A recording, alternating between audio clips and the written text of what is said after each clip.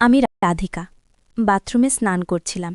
বাথরুমের দরজাটা কাচের ছিল, যার মানে ভেতরের ব্যক্তি বাইরের ছায়া দেখতে পাবে এবং বাইরের ব্যক্তিও ভেতরের ছায়া দেখতে পাবে। স্নানের সময় আমি লক্ষ্য করলাম দরজার সামনে কেউ নড়াচড়া করছে। এটা দেখে আমি একদম থেমে গেলাম। তারপর ভাবলাম এটা কি হতে পারে, হয়তো কেউ সূচায় সেখানে দিয়ে যাচ্ছে বা অন্য কিছু করছে। আমি রাস্তেরই আনছিলাম কি করব। তারপর খুব খুব কষ্টে নিজেকে সামলে নিয়েছি। আপনারা বুঝতেই পারছেন সেই মুহূর্তে আমার মন কী অবস্থায় ছিল। আমি দ্রুত তোয়ালে জড়িয়ে নিলাম। তখনই সম্ভবত সে আমার আওয়াজ শুনে ফেলেছিল। আমি বাথরুম থেকে বের হয়ে এমন ভাব করলাম যেন আমি কিছুই জানি না, না কিছু দেখেছি না কিছু বুঝেছি। তারপর সোজা আমার রুমে চলে গেলাম এবং ইচ্ছে করে দরজাটা একটু খুলে রেখে দিলাম। আমি ভাবলাম যদি এটা সূচনা হয় তাহলে সে আবার এদিকে আসবে না, কিন্তু যদি ইচ্ছে করে সে এমন করে থাকে তাহলে বারবার আসবে। আর সত্যিই যেমন ভেবেছিলাম তেমনই হলো। আমি দেখলাম সে আমার রুমের দরজার সামনে দিয়ে যাচ্ছে এবং স্পষ্ট দেখতে পেলাম সে আমাকেই দেখছে।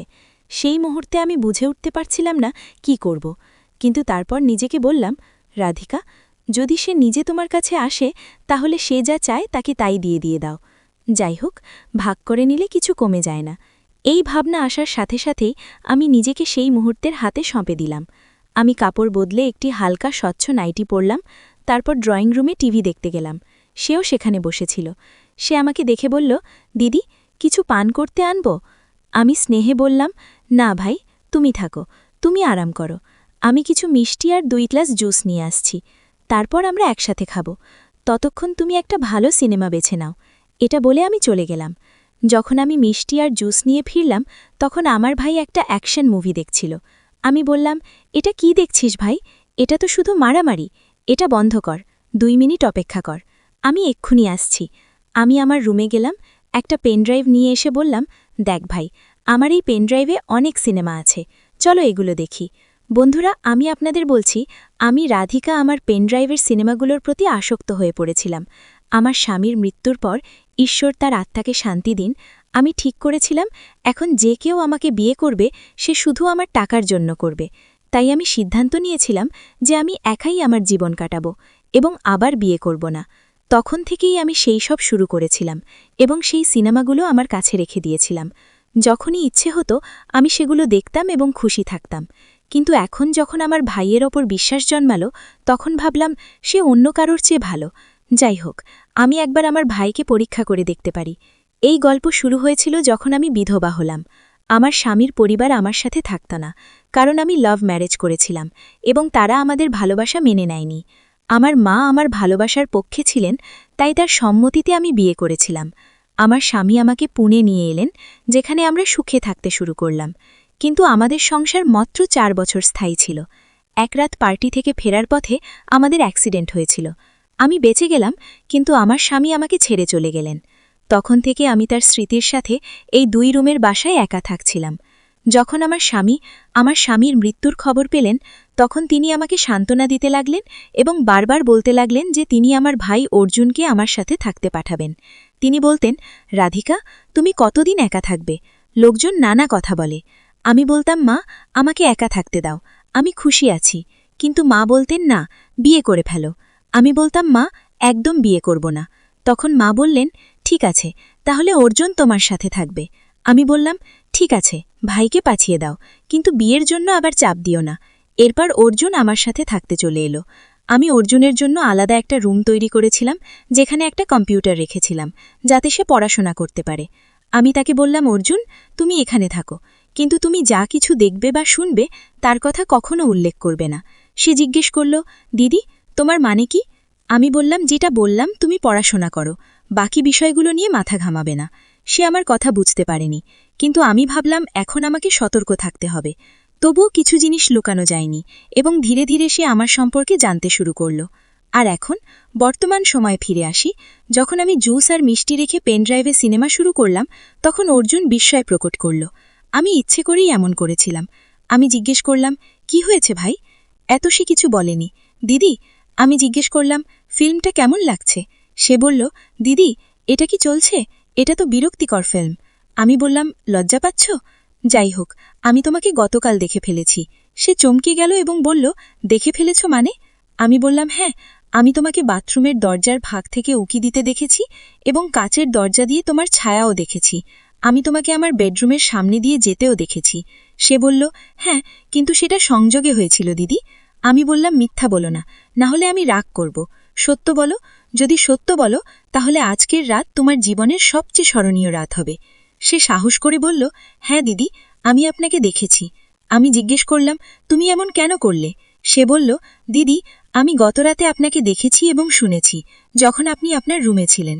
আপনার আওয়াজ অনিচ্ছাকৃতভাবে বের হলে আমি আপনার রুমের দিকে গেলাম, কিন্তু যা দেখলাম তা আমাকে অস্থির করে দিয়েছে।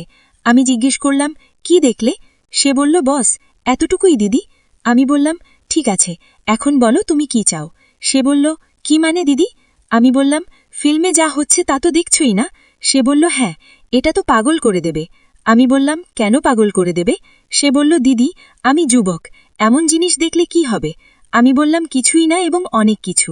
আজ আমি তোমাকে সেই অনুভূতি দেব যা তুমি আগে কখনো পাওনি। বন্ধুরা, সত্যি বলতে না, তার বিশ্বাস হচ্ছিল না আমার। আমি জানতাম না যে আমি এমন কিছু করতে পারি, কিন্তু সেই মুহূর্তটা খুব বিশেষ ছিল। আমার অনেক দিন হয়ে গিয়েছিল, তাই আমি সব ভুলে গিয়ে সেই মুহূর্তে হারিয়ে গেলাম। আমার ভাই অর্জুন এখন যুবক হয়ে গিয়েছিল। সে এমন ছিল যে কোনো নারী তাকে পছন্দ করতে পারত। সে সব জানত, কিন্তু আমাকে একটু ভয় পেত। যখন আমি ফিল্মের হিরোইনের মতো তার সামনে এলাম, তার সাহস বেড়ে গেল। তারপর আমরা সেই রাতে একে অপরের মধ্যে হারিয়ে গেলাম। আমি বারবার তার দিকে এগিয়ে গেলাম এবং সেও আমার মধ্যে ডুবে গেল। শেষে আমি বললাম, বস করো অর্জুন, আমি আমার হক নিয়ে নিয়েছি, এখন আর দরকার নেই। সে বলল, কিন্তু দিদি, আমার মন এখনো ভরেনি, আমি আরও চাই। আমি বললাম, আমি আছি না, যা চাও নিয়ে নাও। তারপর সে এমন কিছু করল যা আমি স্বপ্নেও ভাবিনি। সে আমার জন্য নতুন ছিল, যেমন প্রথমবার অনুভব করছি। আমি বিশ্বাস করতে পারছিলাম না আমার সাথে কি ঘটছে। সেই অভিজ্ঞতা আমার ধারণার বাইরে ছিল। আমি খুব খুশি ছিলাম, কারণ এই অনুভূতি অনন্য ছিল।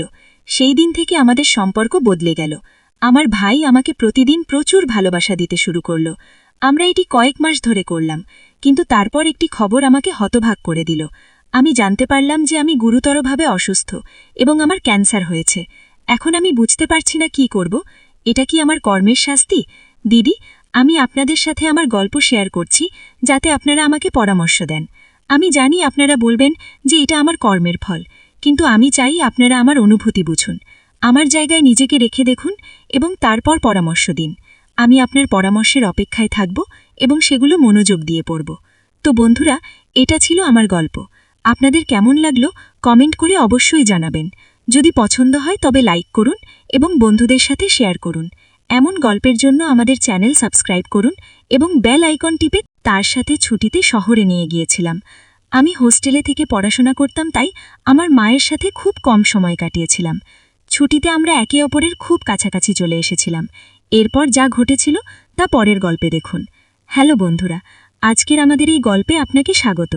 আমার নাম অরবিন্দ এবং আমার বয়স এখন 24 বছর। এই গল্পটি আমার এবং আমার মায়ের, যা একটি সত্যি গল্প। আমার মায়ের নাম আঁচল এবং তার বয়স এখন 43 বছর। তিনি শরীরে একটু মোটা, কিন্তু দেখতে খুব সুন্দর। যখন আমি ছোট ছিলাম তখন আমার বাবা চাকরির জন্য বিদেশে চলে গিয়েছিলেন। এরপর তিনি সেখানেই বিয়ে করে ফেলেন এবং কখনো ফিরে আসেননি। এই ঘটনায় আমার মা খুব কষ্ট পেয়েছিলেন, কিন্তু ধীরে ধীরে তিনি সামলে ওঠেন। এখন আমাকে লালন পালনের সব দায়িত্ব মায়ের ওপরেই এসে পড়েছিল, তাই তিনি নিজের জন্য চাকরি খুঁজতে লাগলেন। কিছুদিন পর আমার মামা আমাকে একটি চাকরির কথা বললেন, যেখানে একটি বড় কোম্পানির বসের সেক্রেটারির কাজ ছিল। প্রথমে মা মানা করলেন, কিন্তু মজবুরি ছিল, তাই মা রাজি হয়ে গেলেন এবং চাকরি জয়েন করে নিলেন। এখন এতে একটিমাত্র সমস্যা ছিল যে সেক্রেটারি হওয়ার কারণে মাকে সবসময় বসের সাথে আন্তর্জাতিক সফরেও যেতে হতো, আর আমি তখনও ছোট ছিলাম। যখন মা আন্তর্জাতিক সফরে যেতেন তখন আমাকে সবসময় আত্মীয় স্বজনের বাড়িতে রেখে যেতেন। আমি শেষ পর্যন্ত বাড়ির চেয়ে বেশি সময় আত্মীয় স্বজনের সাথেই কাটিয়েছি। যখন তিনি ছোট ভ্রমণে যেতেন তখনও আমাকে আমার নানির বাড়িতে রেখে যেতেন। কিছুদিন পর আমাকে বোর্ডিং স্কুলে পাঠিয়ে দেওয়া হলো এবং আমি সেখানেই হোস্টেলে থাকতে লাগলাম। যখন আমি কলেজে এলাম তখনও আমি ডরমিটরিতে থাকতাম। সেই বছরগুলিতে আমি আমার মাকে শুধুমাত্র গ্রীষ্মের ছুটিতেই দেখতাম, সেটাও তখন যখন আমরা বিশ্বের কিছু সেরা জায়গায় ছুটি কাটিয়েছি। দুর্ভাগ্যবশত তার এই চাকরির কারণে এই সুযোগ সাধারণত 4-5 দিনের বেশি স্থায়ী হতো না। গ্র্যাজুয়েশনের পর আমি গ্রীষ্মে কিছু মহিলা বন্ধুদের সাথে ডেটিং করে নিজেকে ব্যস্ত রাখার পরিকল্পনা করলাম, কিন্তু ঠিক সেই দিনেই মায়ের ফোন এলো এবং তিনি বললেন, অরবিন্দ, আমি গোয়ায় আমাদের ছুটির জন্য সমুদ্রের পাশে একটি জনপ্রিয় রিসর্ট বুক করে ফেলেছি এবং আমাদের 2 দিন পর বেরোতে হবে। এটা শুনে আমার মন খারাপ হয়ে গেল, কারণ মা আমার সাথে না জিজ্ঞেস করেই সব বুক করে ফেলেছেন। আমার তো তৈরি পরিকল্পনা নষ্ট হয়ে গেল, কিন্তু একটা খুশিও ছিল যে অনেক দিন পর মায়ের সাথে সময় কাটানোর সুযোগ পাওয়া গেছে। তাই আমি সব ভুলে খুশি হয়ে গেলাম। পরের দিন সকালে আমি ডরমিটরি থেকে বাড়ির জন্য বেরিয়ে গেলাম। যখন আমি বাড়ি পৌঁছালাম তখন মাও বাড়ি এসে গিয়েছিলেন। বাড়ি যেতেই মা আমাকে জড়িয়ে ধরে বললেন, কেমন আছে আমার ছেলে? আমি বললাম, ভালো আছি মা, শুধু তোমার খুব মিস করছি। তখন মা বললেন, বেটা, এই জন্যই তো তোমার সাথে ছুটিতে যাওয়ার পরিকল্পনা করেছি, যাতে আমরা দুজনেই একসাথে সময় কাটাতে পারি।